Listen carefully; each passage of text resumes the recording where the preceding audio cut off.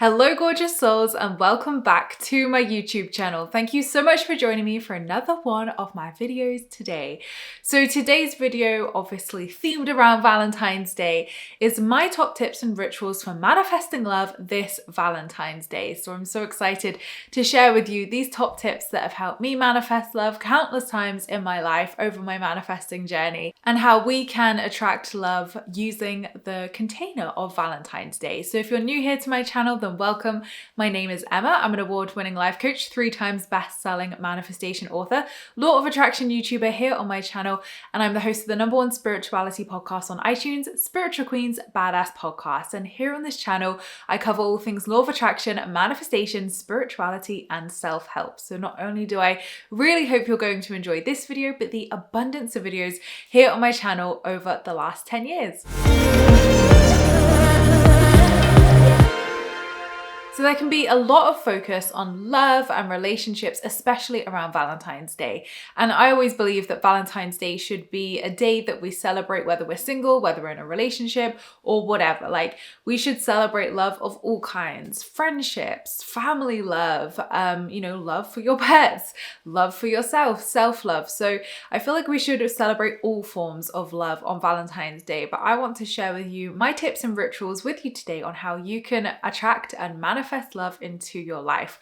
So the first tip that I want to share with you is to really get clear on what it is you want. A lot of the time when it comes to manifesting relationships, we can manifest situations and people that are close to maybe what we want, but it might end up feeling like a test or feeling like, what the hell was that, universe? So it's really important to get clear on what we want. And a lot of the time we get clear on what we want by experiencing what we don't want. So a great exercise to do is to reflect upon your past relationships, your past dating experiences, and really look at what worked well, what did you really love about that, and maybe what didn't feel so good. What would you want to change? Or what would the opposite of that be? Because that's what you would want to obviously manifest in a partner in the next relationship. So getting clear on what you want is essential for the law of attraction to work. As we know, the divine mirror of life reflects back to us what we are showing up to the divine mirror with. So if we're showing up with half-assed, not very sure energy on what we really want, that is exactly what is going to be reflected back to us. So one exercise I would really recommend doing is writing a dream list. This is what I have done to manifest 2 relationships over the last 7 years and have been scaringly accurate both times. So I want you to write a dream list down in a journal or a notebook and list all the qualities and characteristics you would like in that relationship or in that person. I tend to say don't tend to focus on physical features too much. Obviously, if you want, like for me, I wanted someone who was a bit taller than me. I'm 5'11", I'm very tall. So height, obviously I would like someone a little bit taller than me. I knew I knew the characteristics and the traits that I wanted in that person, but I wasn't too fussed on how they looked. It was more the height, it was more the characteristics and the personality and their values as well, which were more important to me. Now, I know a lot of people who do focus on physical traits, like they must have brown hair, they must have blue eyes, whatever. And I don't think there's anything wrong with that, but I think where that can block you is if you attach to that. If it's like, it has to be this or nothing else. Like, imagine if you wanted like a dark-haired, blue-eyed person, and actually a blonde-haired, green-eyed person was the most aligned relationship for you and your soulmate, right? Like, you wouldn't want to block that out. So while it's nice to put those specifics down, don't attach to them. Be open to your next relationship or that person you want to manifest, feeling the right relationship and, reflecting the real things that truly matter to you. And once you've written that dream list, and I do have a video on dream lists, which I will link below as well if you want a more in-depth guide, you can keep this list and refer back to it in the dating process and obviously as you go along your manifesting journey. But this is definitely the most powerful ritual that I worked with to manifest relationships, to really get that real specificness and, really reflect what it is that I wanted in my relationships. Number 2 is to create the space. A lot of time, what I see is that people don't have the space in their schedules, in their life, or in their emotions to welcome in this love. So you need to create the space spiritually, physically, and emotionally. So physically in your home, I know a lot of people have said they might have had like 2 toothbrushes out or cleared space in their wardrobe for this person to come into their life.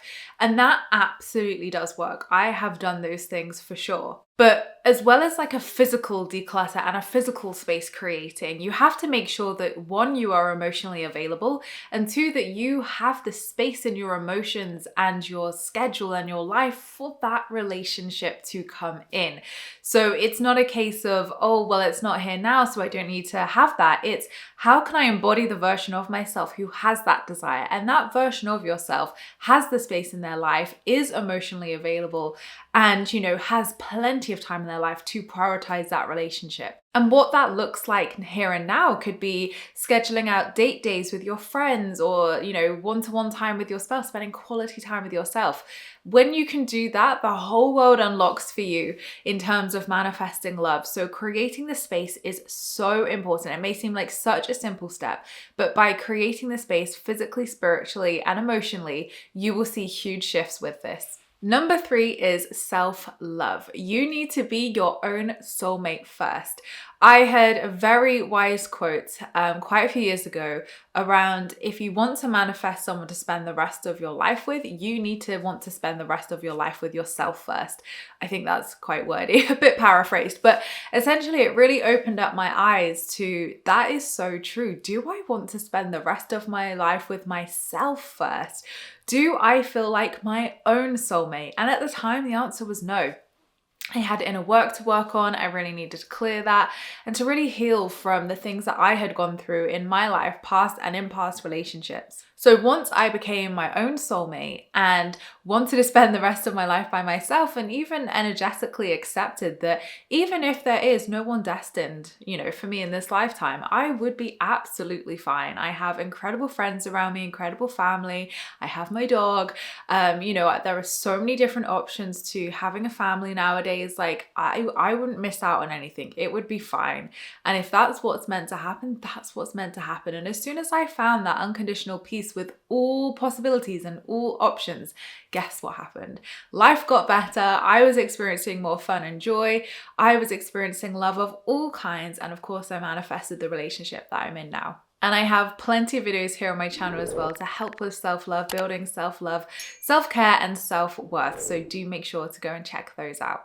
Number 4 is to work with the color red. Now that may seem really bizarre, or how does red represent love? But pink and red do represent stereotypically love. So I tended to work with pink more in terms of unconditional love. And although the heart chakra is actually green in color, I want you to trust what color you feel called to work with. Some people like to just work with red for divine feminine energy, and just really connecting to love and the rose.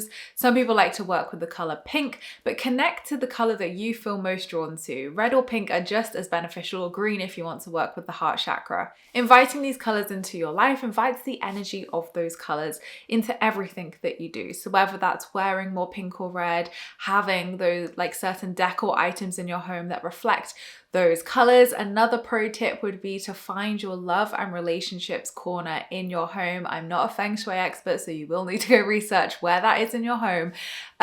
This is what I did. I found the corner in my home that represented love and relationships, and I put affirmations in that corner. I put little decor pieces that were pink or red or represented love and relationships, and definitely this works. So if you want to do something a little bit more ritualized, then definitely working with your feng shui corner for love and relationships and the color pink or red would be fantastic to do so. Number 5 is connecting to the core energy of your desire and spending time with this. So often in manifestation, especially around relationships, and I use my own examples here for this, when we're manifesting a relationship, we can become quite fixated on how we think that relationship should look. They should look like this. I think it's that person that I'm dating already. We kind of put that force and that control that we know better. And whilst that can definitely be helpful in some cases, a lot of the time we tend to then blind ourselves from the true true essence of what our desire actually is. So connecting to the core energy of your desire, and this can be used for any manifestation, eliminates the humanness and the limitations that we put on our desires as humans. It gets straight to the core, straight to the true essence of your desire, and allows you to connect with this. So you can release any expectations, release any control, release any human restrictions that you're placing on this, those blocks, to be able to align with the true essence of what it is that you want. Now, I have a meditation here on my YouTube to connect you to the core energy of your desire, so I will link that below. But I used this technique and channeled this technique. My friend recommended it to me when I was manifesting my current relationship. She just said, you need to connect to the core energy of your desire, and didn't really give me any other specifics other than that. And I couldn't find any information online about this. So I channeled my own meditation where I connected to this beautiful red energy, this red core energy, and the meditation will guide you through all of this. And I knew that that was the true essence of the relationship that I was calling in. And I spent time with it regularly. I went into that meditation, spent time, welcomed it in. Again, I walk you through all of this in that free meditation. And I do believe that that was one of the most powerfulest things that I did along this process, as well as having clarity, because I got out of my own way. I connected straight to the true essence and was welcoming this energy in daily. So then I knew when my partner came into my life, I looked back and was like, oh my gosh, that is his energy, like spot on. I knew, there was no question about it. So it's also a great indication of knowing when your desire is yours, because you've connected to that energy already. You know how it feels to your nervous system, you know how it feels in general, and you're going to recognize it when that manifests into your life. So especially for relationships, I'd really highly recommend doing this, but of course you can do it for any of your manifestations. But if you're wanting to welcome in love, this is a great, powerful way to do it, and you can go check out that meditation and do it as often as you feel called to. Number 6 is to listen to my Valentine's Day Subliminals. Subliminals are fantastic for helping to release limiting beliefs, fears, or blocks from the subconscious mind. It is an easy way to manifest, and I absolutely love them because of how fun they can be. You literally just listen to it. That is it. And you're going to attract abundance, love, self-love into your life. So I will link that subliminal down below. I released this last year, and I've designed it to help manifest self-love, stepping into your power, loving yourself, and also attracting love and deepening your relationships as well. So pop this on daily if you wanted to. You don't have to listen to the whole hour and 11 minutes. You can listen to 10 minutes and still get just as much benefit from it. If you want to listen to the whole track, obviously you can, but if you want to do it in like short segments throughout the day, it still works. And last but certainly not least is my 7th and final tip. So this Valentine's Day, make a plan. Schedule out a date with your friends or even with yourself if your friends aren't free, and dedicate this day to you. Spend time loving yourself, celebrating yourself, and really working on that self-love. So whether that's spending it with your friends or by yourself, there is still a celebration that you can do to celebrate all kinds of loves, especially the most important relationship we will ever have in our life, which is with ourselves. So make Valentine's Day special in a way that feels right to you. And you could even do some of the rituals that I have spoken about in this video on Valentine's Day as well, and just make it a day full of love. But I really hope this has helped you. And of course, everything that I have mentioned is in the description box below, the links to the videos, subliminals, meditations, and anything else that I have mentioned. But let me know, how did you manifest love into your life? Is there any tips or tools you'd want people to know? Put them in the comments, because I would love to hear what rituals and practices you love doing to manifest love into your life. But happy Valentine's Day. I'm sending you all so much love and abundance, and I cannot wait to see the love that manifest into your life as a result. But thank you so much, gorgeous souls, for watching. I appreciate all your views and likes. Don't forget to subscribe if you're new here, because I would love to see you again soon. Don't forget to leave me a comment in the comments box down below, because I replied to them all, and I'll see you all in my next video, which will be next week. Lots of love.